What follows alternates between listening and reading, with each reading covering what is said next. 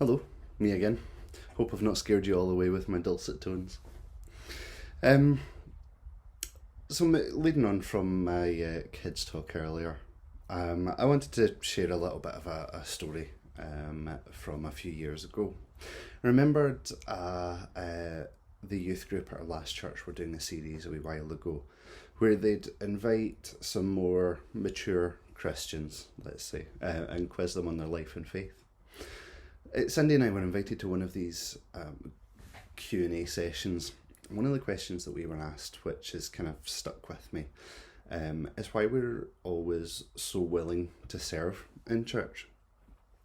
Some of the youth had noticed that Cindy and I would often pick up jobs that needed doing, even if we weren't on rota and we were happening to talk to somebody and noticed that a job needed done, putting tables away or putting chairs away or whatever.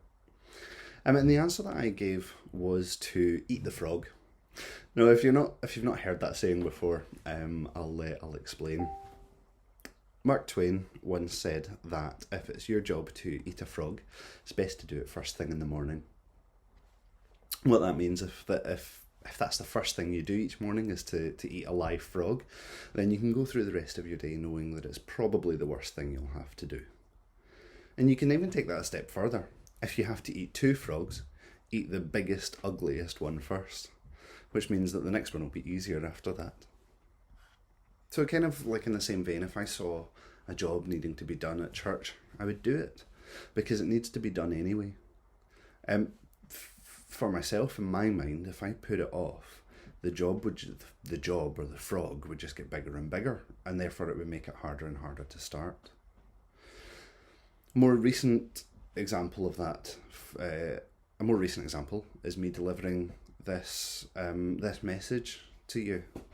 For a week since Gavin had mentioned that he was looking for volunteers to do this, I was considering whether or not to do it, but I realised that if I didn't put my head above the parapet and volunteer to write something soon, then I would never start it because that frog would just get bigger and bigger. So, on to serving. I want to explore this gift by looking at Matthew chapter 25, verses 31 to 40. And it says, "When the Son of Man comes in his glory, and all the angels with him, he will sit on his glorious throne. All the nations will be gathered before him, and he will separate the people one from another as a shepherd separates the sheep from the goats. He will put the sheep on his right and the goats on his left. Then the king will say to those on the right, 'Come, you who are blessed by my Father. Take your inheritance, the kingdom prepared for you since the creation of the world. For I was hungry, and you gave me something to eat.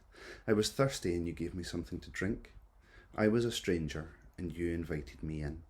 I needed clothes, and you clothed me. I was sick, and you looked after me. I was in prison, and you came to visit me.' Then the righteous will answer him, 'Lord, when did we see you hungry and feed you, or thirsty and give you something to drink? When did we see you a stranger and invite you in, or needing clothes and clothe you? When did we see you sick or in prison and go to visit you?' And the king will reply, 'Truly I tell you, whatever you did for one of the least of these brothers and sisters of mine, you did for me.'" That last verse there, very popular and one I'm sure that you'll be familiar with, but let me just repeat that. The king will reply, "Truly I tell you, whatever you did for one of the least of these brothers and sisters, you did for me." Although serving is my spiritual gift, I wanted to spend some time learning what it means to serve. And I find the most effective way to learn is to ask questions. It's only natural then to look at some of the most basic questions: who, what, where, when, and why. I want to explore each of these. The first there being who. Who do we serve?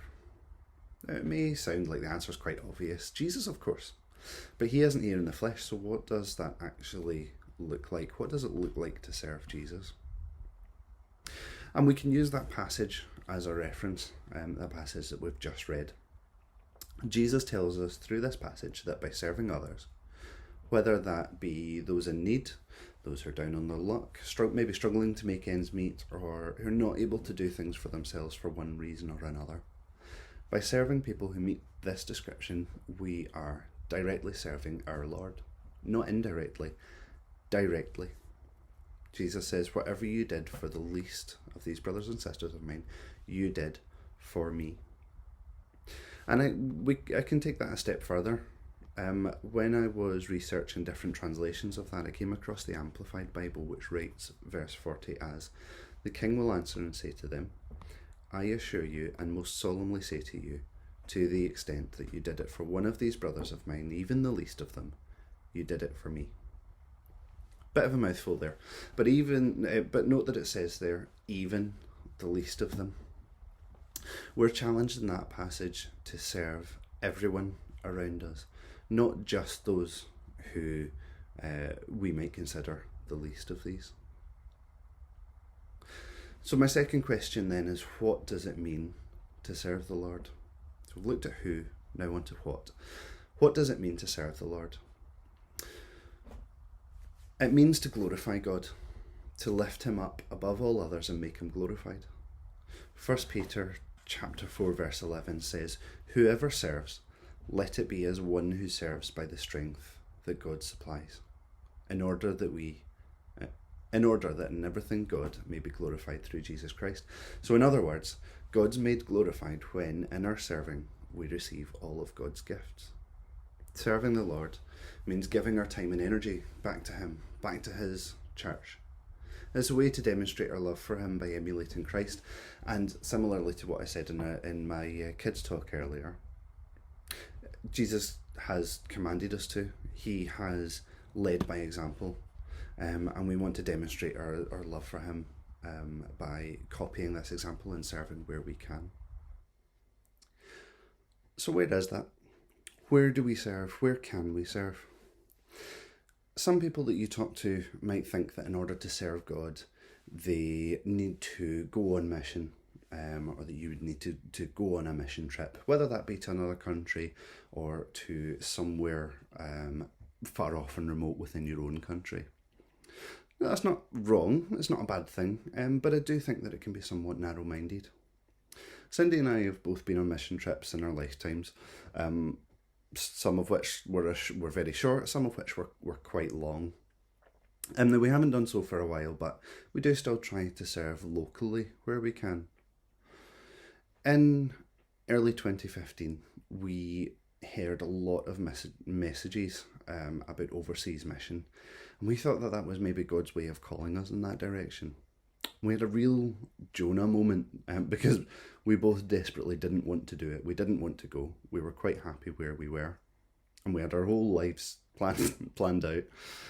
And at that point, we stopped and we prayed, and we asked God to show us the way forward. And we told God that that's not what we wanted. I had a job interview lined up. It was a very grueling interview. It was 4 hours long. And we asked God to give me the job if he wanted us to stay in the UK, if he wanted us to stay where we were. And I got it, thankfully. And ever since, I can say that I'm exactly where I should be. We both strongly believe that God's placed us in the local church to give and serve where we can. And we're grateful for that. And I try to show that gratitude by serving faithfully where I am. When can I serve? It's hard as a parent of 2 young kids to find time to serve God. I've got so many other responsibilities: work, study, family, health, both mental and physical. When it's all work and no play, that really takes its toll. All of that, in addition to needing time to stop and recharge for myself. Cindy pointed out to me as I was writing this that my biggest flaw is that I don't stop until I'm completely exhausted. And actually what that results in is me just being really grumpy with her and with the girls. And I don't think that God wants us to burn out. He doesn't want us to keep serving until we've no energy. We need to stop, and we need to have a rest in him. Serving God doesn't need to be big, grand gestures. An act of service can be as simple as offering to have a friend over for lunch, or taking your neighbour's bin out on bin day. Just make sure you take the right colour out. or perhaps bringing the bins back in for them once they've been emptied, or make lunch for a friend if they come over unannounced.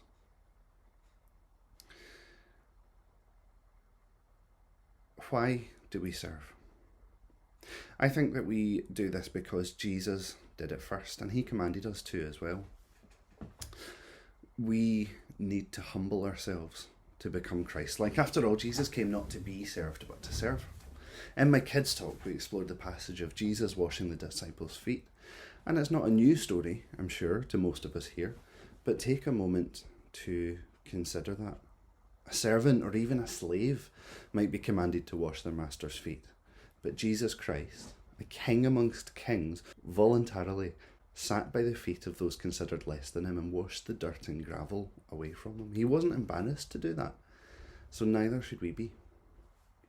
I've got another why question. Why is it called a gift? Who here actually enjoys doing chores? Who likes the disgusting and hard jobs like cleaning the toilet or the gutter and volunteers for them just for the fun of it? What about mopping the floor, moving all the furniture in the house to hoover and dust every inch? Probably not many, if at all. So why then does God call this a gift? I think Gavin touched on this last week. It's a blessing or a gift to others. How amazing is it when you think about a job that you need to do, only to go and do it and find that it's already done? By serving God in this way, we glorify and lift him up and give others the time, space and energy to do the same in their own way. I think it's also a gift because people who are strong in the gift of serving are able to quite easily discern the jobs needing done and how to do them. They're, like me, usually details oriented. Sometimes that means they lose focus of the big picture, kind of the opposite of a natural leader who needs to be able to see that. But they will have the gift of being able to see all the details and things. My final question then, before we finish, is how can we serve? There's so many ways that we can serve that I couldn't list them here. We'd be here all day. And we did explore some of them in our kids' talk earlier. But I believe that serving God and others means being selfless. It's putting someone else's needs above my own. For example, by mentoring. So to those in the church who've signed up to be a mentor in the Lighthouse programme, thank you. You're doing a great service to God and to his church, as well as to the young people you'll be mentoring. And the same goes for the teenagers who volunteer to mentor some of the younger kids. That's a great service. Other examples of serving might be to volunteer to do a job at church or even in the local community. I don't think it has to be church related, or in the food bank. As I say, that's not a church ministry, but we can minister to our community through our actions and our service. You could consider helping an elderly neighbour with some chores in the house or work in the garden. All of these are examples of what it means to serve the Lord by serving those who are in need. So my challenge to you then is to eat the frog. Do it as quickly and early as possible. That way you don't need to keep putting it off. Look around your neighbourhood and your community. What can you do to improve the lives of those around you? Why don't we follow the children's example and also try to serve those around us in one or two ways this week? Thank you. Voluntarily